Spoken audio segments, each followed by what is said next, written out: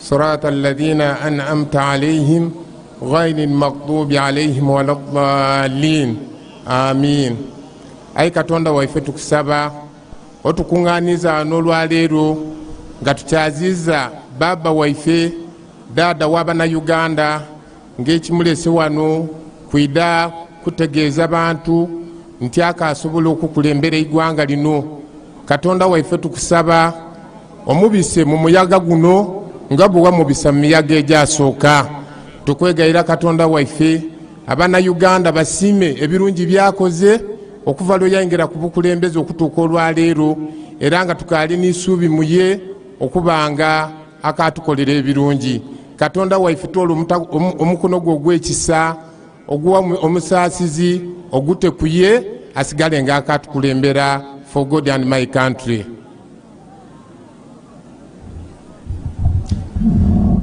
Katwongera okusaba lata waife omulungi iwotyame mu weekend ekiza musira kino tweyongera okwidda mu maiso go nga tukwebaza olw'olunaku luno olw'endawulo lw'otuwairenga abaluuka. Naddala Katonda waife ekisa nga tukyaziza mutabanewo omuweereza wo ate nga mukwano gwo iwe mwene guwasiima okuba nga akulembera iwanga lino.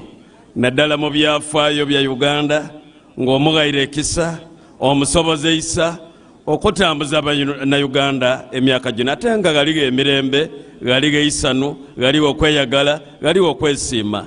Weebale Katonda waife ekisa bw'osobola okumutambuza n'omuleeta mu kifo kino agalala ni maama waife Mama Janet. Weebale Katonda waife ekisa kubanga obagemerere. Twongera bwakweta mu mikono gyo Katonda waife omulungi ti ekiseera kye banaamala gano leka kibe eky'omuwendo eri obulamu bwaife ng'abaluuka. Leka kibe eky'omuwendo eri abantu bonabona abeesoleza mu kifo kino. Baba omulungi tusaba nga tuyikiriza nti buli kintu okikola olw'okusiimako nga tubitamu Yesu Kristo musengo waife. Your Excellency, before I hand over the microphone, allow me introduce myself as the Venerable Reverend Canon Moses Lazarus Dikange, the Archdeacon of this area, Chiyunga Under Church of Uganda. I'm here also as the Chair, Interreligious Council, Luuka District. And then also I'm representing my Bishop of Central Busoga Diocese. Is waiting for you in Iganga and he will meet you. And then lastly, Your Excellence, as a team I work with, I have Sheikh Ismail Chene, who is my vice under Interreligious Council. And then another team is just the other side, the ones I'm working with. Many times, Your Excellency, I call them the really recognized infant brigade down here that are working tooth and nail to ensure that we continue moving on. However, through someone, if accepted, we have our write-up as Interreligious Council that we can forward to you. Thank you so much.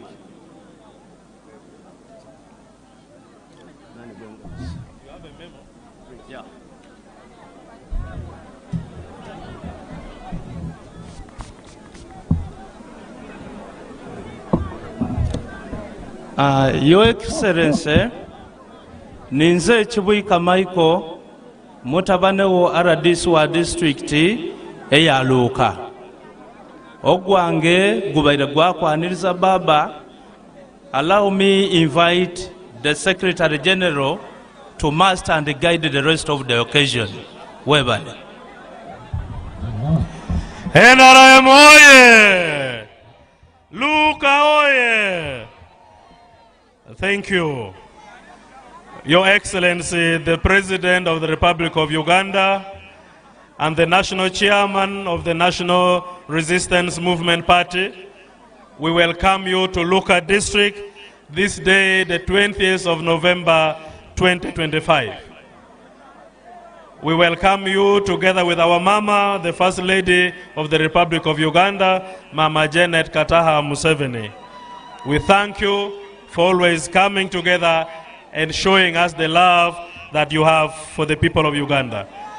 Your Excellency, this meeting is special, as you know, that we are continuing to remind the people of Uganda and our party supporters that there is total need for us to support the gains that Uganda has scored over the years under your stewardship.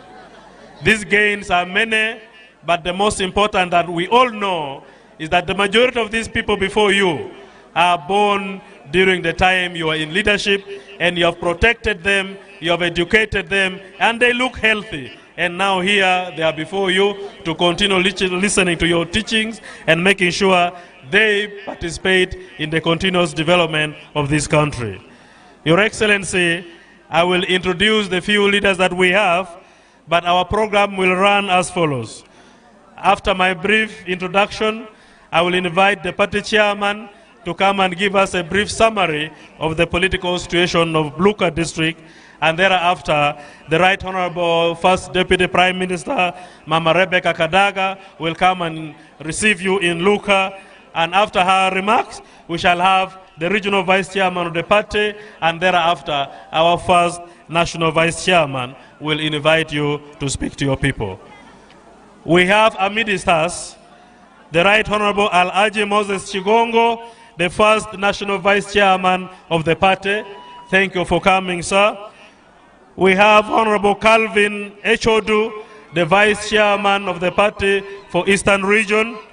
We have the Right Honorable Rebecca Kadaga, the first Deputy Prime Minister of the Republic of Uganda. We have the Right Honorable Rokia Nakadama, the third Deputy Prime Minister. We have Her Excellency Emeritus, Dr. Speciosa Wandera Kazibwe. Thank you so much for always being with us. We have Honorable Millie Babalanda, the Minister for Presidency. We have Honorable Balam Barugare, the Minister of State for Youth. And we have quite a number of members of Parliament.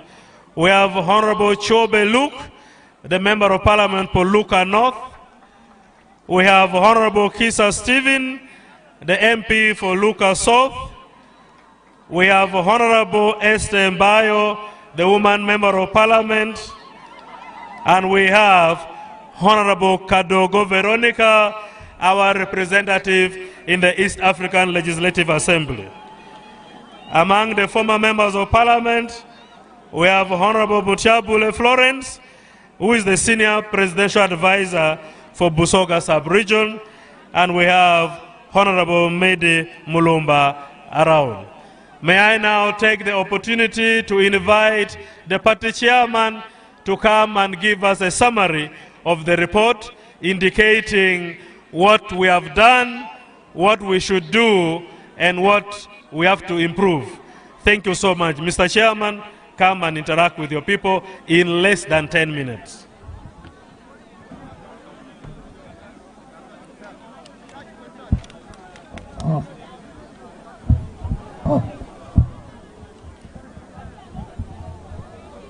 Your Excellency, the President of the Republic of Uganda, and Mama Gen.Museveni, the first National Vice Chairman of the party, Alhaji Moses Chigongo, the Vice Chairperson, Eastern, the Right Honorable Mama Alitwala Kadaga, and all the ministers, government leaders who are here, district leaders, abatyamye ba Luuka, abaami n'abakyala, kodeyo. NRM oye! President Museveni oye! Your Excellency, Baba ikiriza kulwange ni kulwa abantu be Luuka nkwanirize nga chairman ow'ekibiina kya NRM mu Uganda era nga niwe flag bearer ku bwa president mu Uganda yona yona. Sebo nsangaire ino okukubona. Sebo president mpereibwa omulimo ogw'okwandula y'oli ekiwandiiko ekyawalala ekyakolebwa abakulembeze ba disitulikiti ya Luuka awalala n'abantu ba Luuka nga kisengeike ensonga ningi ino ayi mu byo ebyo byetusoboire oganula mu kibiina kya NRM awalala n'ebizibu ebitusoomoziza mu disitulikiti ya Luuka. Sebo President, mu maiso go n'abantu ba Luuka abaami n'abakyala era nga bavuire mu biketezo 12 amagombolola 7 ni town councils 5 emiruka 64 n'ebyalo 135. Sebo President, abantu ba Luuka twena nga bwotubona tuli balimi aye ng'ekirime kyetusinga okulima mu Luuka kirime kya bikaado, tulima ku n'emwani, amatooke, duuma n'omuceere, n'abatontono bayayako ebisolo ebindi n'embiidi. Sebo President, awona tulinga emitwalo 30 aye ekibiina kya NRM ba members, the registered members bali emitwalo 15 na 286 aye mu national register abajja okulonda duuzi tuli emitwalo 13 na 69. Sebo President, nenda okukakasa bw'oba ogiriire ku population eyo abantu ba Luuka yona bantu ba NRM era nga tulina obuvumu ndi tuli kujja kukulonda abo abatontona abajja mu bibiina ebindi baniiga buniige aye nga Luuka ya NRM. Sebo President, twenda okukusiima mu district ya Luuka wayawulamu watuwa constituencies 2 eya Luuka eya Maserengeta Luuka South ne Luuka North era ng'omwo mulimu town councils 5 n'amagombolo 7. Sebo President, mu town councils 5 de watuwa town council ndala yonka nerina obukulembeze bwe tulonda ni technical staff aye town council eina tulonda bulonde politically aye tukalifu na technical support eya town council zedo okutandika okukola. Era Sebo nenda kukusaba kulwa abantu ba Luuka osobole okutuweereza omusaala ogumala tusobole okwiduza ebifo ebikola town councils eina disobole okubanga dikola bulungi. Sebo President, nenda kubita mangu mu ebyo byetutuuseeku mu kibiina kya NRM era ebitugasisa mu Luuka awalala n'ebizibu. Ekisooka, Mr. President, nebyendegeresa, the education sector. Twenda okwebaza olw'enteekateeka ya gavumenti ey'okusomesa abaana ku bwereere ku secondary, ku primary, awalala ni ku higher. Aye Sebo, mu district ene ya Luuka tulina amasomero ga primary amasomero 89 primary government schools. Twaba n'amasomero ga secondary 8 secondary schools. Aye President, amasomero gano 89 aga primary mu miruka 17 tukali kubamu na masomero. Era Sebo President, nenda okusaba nti emiruka de parishes edikali okubamu amasomero ga primary 17 Sebo nsaba tukite mu mbalirira emiruka egyo 17 gisobola ofuna amasomero ga primary. Sebo awalalao mu masomero ga secondary genkobyo 8 mu magombola 12 amagombola 2 eri ebukooma n'ekyanvuma gakalifu na masomero ga secondary. Sebo twenda kusaba bino. Ekisooka nga bw'oli awo ni maama ate Minister for Education and Sports, amasomero gaifwe agasinga aga primary gali mu mbeera mbi ino nti geetaagisa okwidaabiriza. Sebo President, ekintu ekyokubiri twenda kusaba tulina amasomero abiri ndege SS ewaibuga awalani kituuto SS munawampiti amasomero ago they are community schools twenda kusaba sebo president amasomero gano gatwalibwa gavumenti twongere kwago 8 nimule magombolola agabulamu abiri tusobole okubanga ebyensoma mu district ya Luuka bitambula bulungi ekisembayo Mr President ku byensoma district ya Luuka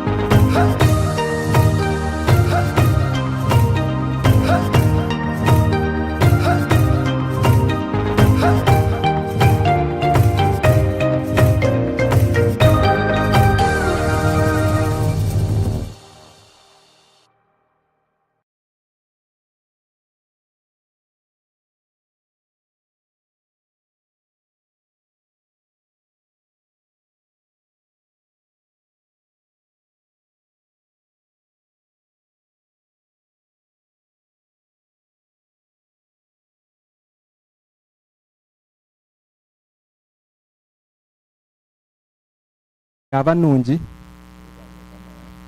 and yeah, of course some of us we had to burn down our calories and that's why we are looking fresh and abajenyi bakuru nenda muterre abakazi abo omungaro because n'abantu